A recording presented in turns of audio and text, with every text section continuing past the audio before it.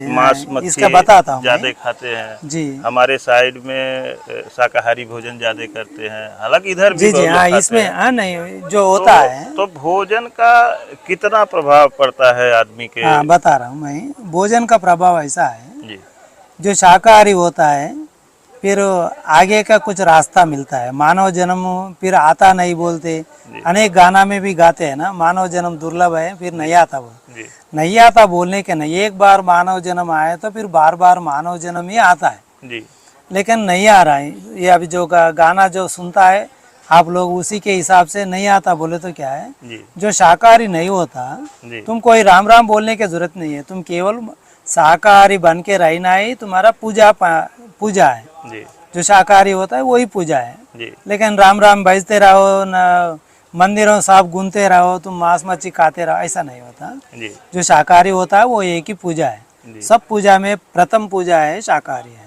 मतलब बाकी का जो शाकाहारी रहना भी एक तरह की पूजा है? नहीं नहीं, एक तरफ नहीं, सब पूजा में पहले पूजा वही है, उसके बाद जो करो ना करो, जी दान ना करो कोई मतलब नहीं, जी लेकिन शाकाहारी रहो बस वो एक ही पूजा है। जी। बाकी का जो भी करो ना करो जी इससे कोई मतलब नहीं। भगवान मेरे को भजो बोलने की जरूरत नहीं है। जी जो शाकाहारी होता है, अहिंसा परमो धर्म बोले तो क्या है, जो अहिंसा बोले तो कुत्ते को गला में रख लिया, जी हाँ गला में बिठा लेते, जी वो अनेक प्रकार का दुख देता है, ऐसा नहीं। जी कोई प्राणी को तुम कुछ करने का नहीं, सब प्राणी को भगवान ने सब रोटी सबको देने का भगवान है, अपन को ही देने का जरूरत नहीं है। जी लेकिन हम दूसरे का मुंह शुद्ध रखना है, बस इतना है, केवल रखने का है। शाकाहारी बन के शाकाहारी जो रहता है वो मुंह शुद्ध होता है, जी वो जो मुंह शुद्ध होता है वही अहिंसा परमो धर्म सबसे परम उत्तम है, जी ऐसा बस इतना ही है। लेकिन तुम दान दया बहुत करते रहे, अनेक प्रकार के मांस मच्छी खाते रहे, ऐसा नहीं होता। जी जो मांस मच्छी खाता है वो राक्षस है, अपन सामने दिख रहा है ना। जी जो राक्षस का भोजन है राक्षस का होगा तो राक्षस ही बनेगा। जी राक्षस बोले तो क्या है, मरने के बाद भूत प्रेत बनता है। जी जो शाकाहारी होता है तुम भूत प्रेत बनने के नहीं होता है, जी ऐसा। अभी जितना सत्ययुग है उसमें सत्यलोक है, उसी लोकों में तुम जितना पुण्य है उतना पुण्य से अनेक लोकों में जाके वहाँ पे तुमको सेवा भी होता है, फिर आगे फिर मानव जन्म लेता है। बोले तो यहाँ पे जितना पुण्य कमाए उतना पुण्य ऊपर अपने को शिवलोक में हो, ब्रह्मलोक में हो, सत्यलोक में वो रख लेता है, जी फिर बाकी का यहाँ भेजा देते, ऐसा। जी महाराज जी, जैसे आप जो भ्रमण करते हैं, जी भ्रमण में आप इतना पैसा तो लेके चलते नहीं होंगे कि चाहे जहाँ जो भी हम भोजन कर लें। हाँ फिर आपको रास्ते में भोजन की व्यवस्था कैसे होती है?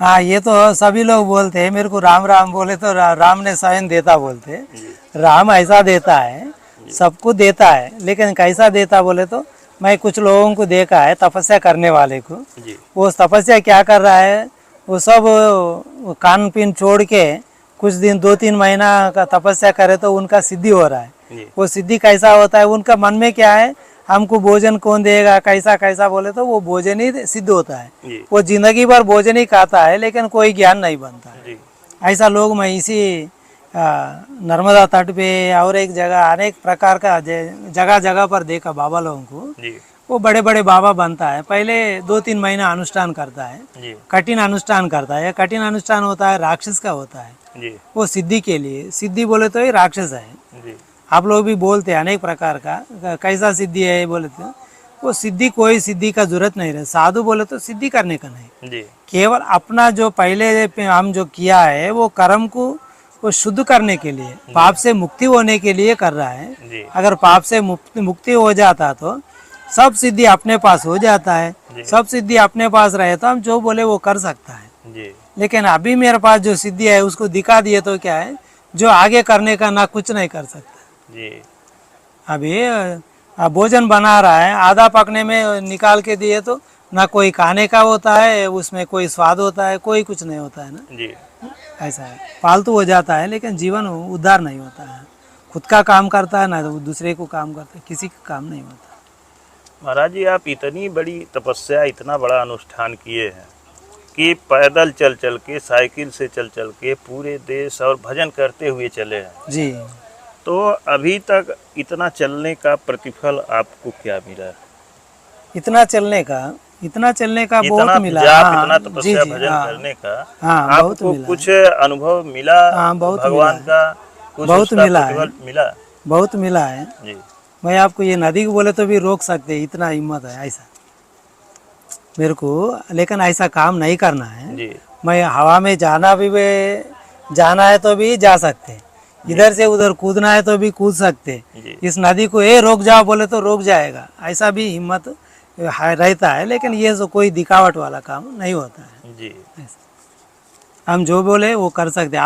आज यहाँ पे भंडारा करके प्रतिदिन हजारों आदमी को भोजन खिलाने का भी हिम्मत रहता है, लेकिन वो ऐसा कुछ नहीं करते। हम दो रोटी के लिए दुखी पड़ता है, लेकिन ऐसा नहीं करते। जी ये ज्ञान का काम होता है।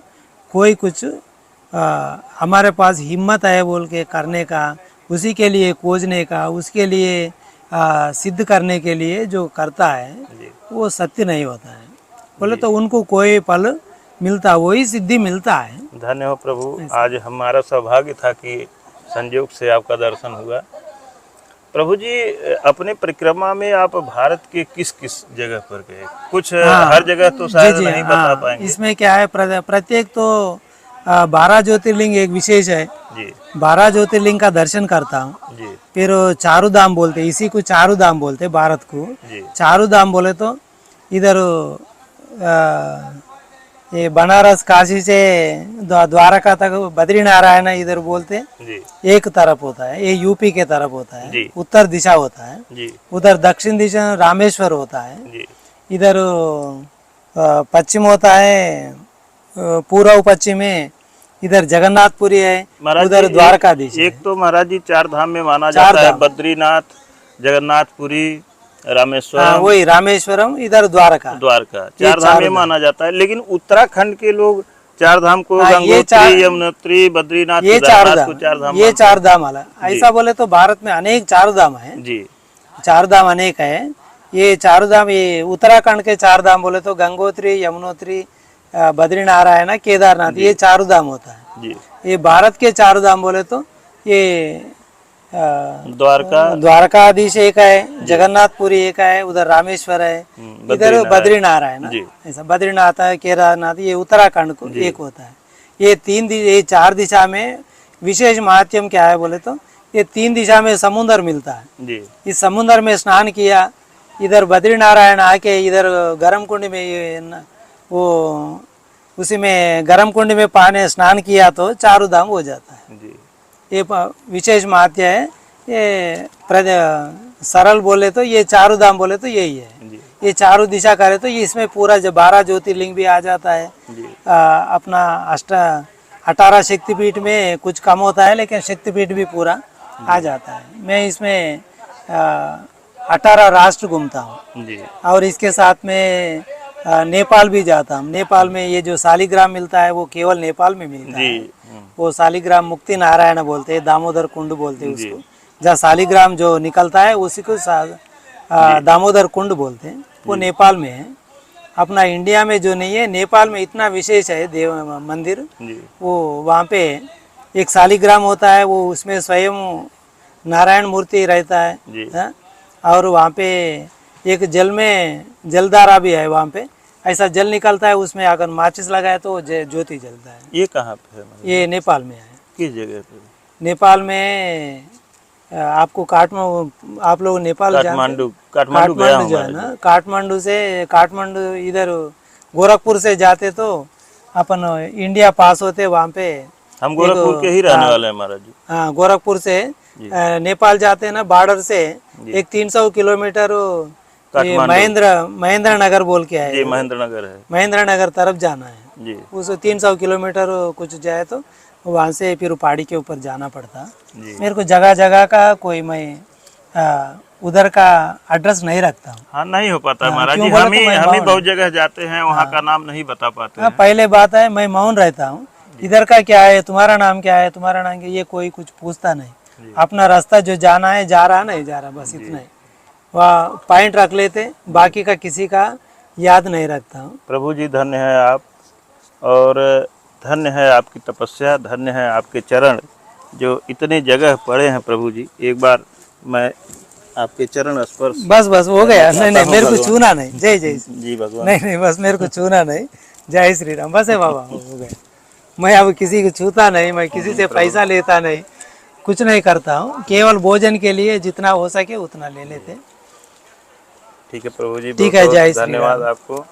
दोस्तों मैं आज तो ऐसे संत का दर्शन हुआ जो बहुत ही दिव्य संत हैं। मैं तो हैदराबाद से शुरू करता हूँ, हैदराबाद से उधर द्वारका जाता हूँ, जी द्वारका से इधर हरिद्वार इधर आते हैं, हरिद्वार से नेपाल जाते हैं, नेपाल से फिर काशी विश्वनाथ आते हैं, जी। वहाँ से कलकत्ता गया, उधर से चले जाते। दोस्तों महाराज जी के बारे में हमें संतों से ही जानकारी मिली। किसी संत ने कहा कि एक बहुत ही दिव्य संत है और आकर के गुप्त रूप से रह रहे हैं, कै दिन रहेंगे इसका भी नहीं ठिकाना है। और आप जा कर के उनका कोशिश करिए, अगर एक वीडियो आप बना लीजिए तो लोगों तक पहुंचेगी। हमारा तिरुपति बालाजी गुरुस्थान है बाबा, जी तिरुपति बालाजी आप लोग जानते होंगे। जी जानते हैं प्रभु। हाँ, तिरुपति बालाजी हमारा गुरुस्थान है। जी तो दोस्तों इसी के साथ वीडियो समाप्त करते हैं, और वीडियो अगर अच्छी लगी हो तो कृपया लाइक करें, अपने दोस्तों के साथ शेयर करें, और अगर अभी तक आपने हमारा यूट्यूब चैनल सब्सक्राइब नहीं किया तो कृपया सब्सक्राइब करें। दोस्तों एक छोटा सा प्यारा सा कमेंट आप ज़रूर लिखिएगा, कैसा रहा आपका अनुभव महाराज जी के बारे में। तो मिलते हैं अब किसी और संत के चरणों में। धन्यवाद। जय हो महाराज।